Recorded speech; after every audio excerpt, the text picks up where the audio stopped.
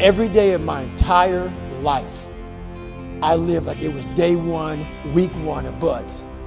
So I prioritize trying to win the battle in the morning. So I always win the battle in the morning. So I get morning time, every morning I go for a run. That's the first thing I do every morning. Haven't taken a day off of running since December 2016.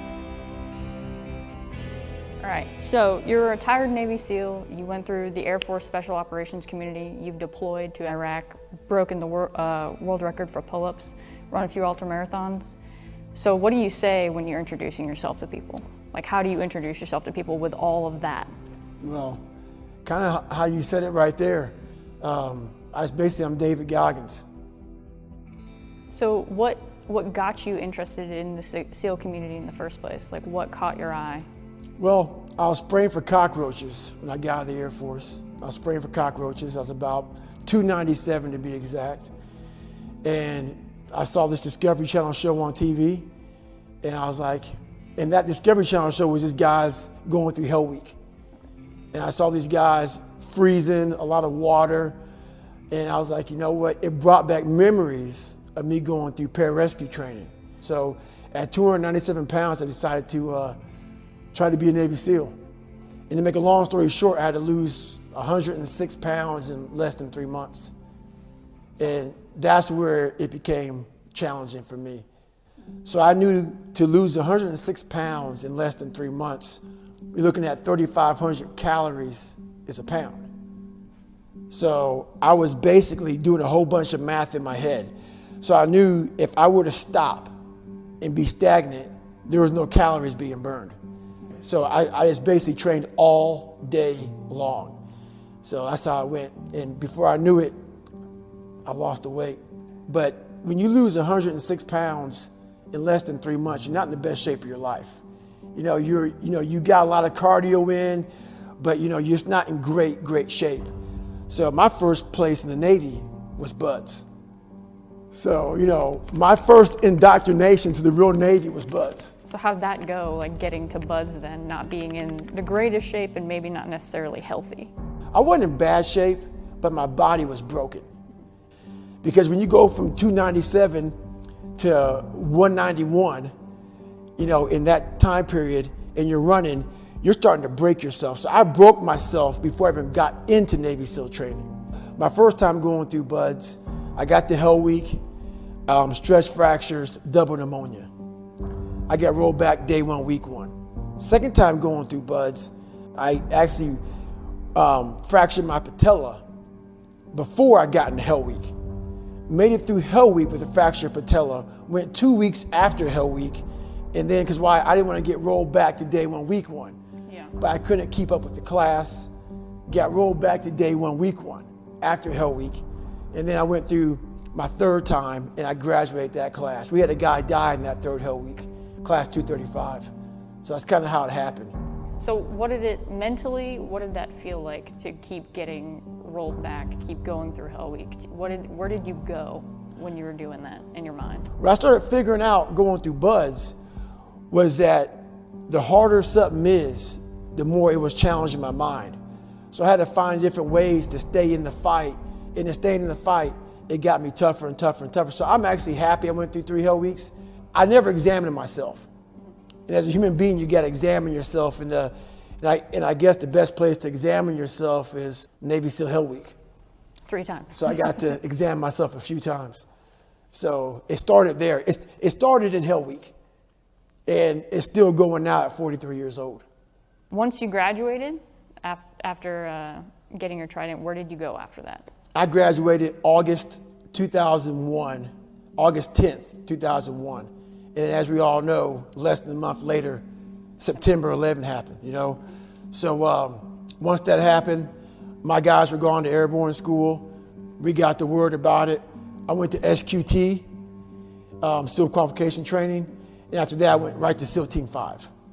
And then my second platoon, we got the call.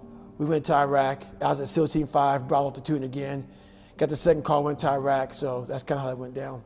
I understand that you lost some friends in Operation Red Wings. So what did that feel like to you?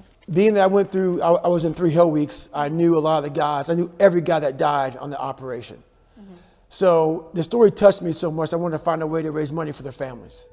So I found the Special Operations Warrior Foundation. If you're a special operator and you die, it will give 100% tuition to your son or daughter to go to college.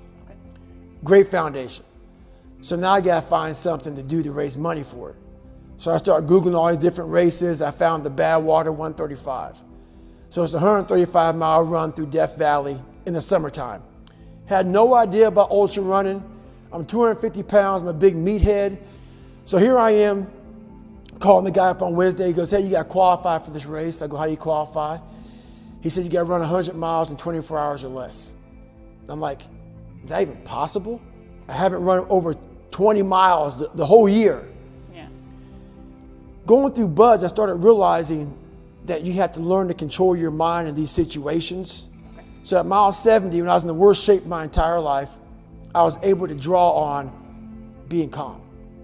I was able to finish the race. What's your current daily workout routine? Like say on a long day where you have plenty of time to just do whatever. Well, even if I don't have plenty of time, I get it in. Yeah, I make it. So I prioritize trying to win the battle in the morning. So I always win the battle in the morning. So I get up in the morning time, every morning I go for a run. That's the first thing I do every morning. Haven't taken a day off of running since December 2016. Every day, up in the morning. So I also stretch out every day for about 2 to 3 hours. Every day. I've missed 2 days in about 5.5, 6 years.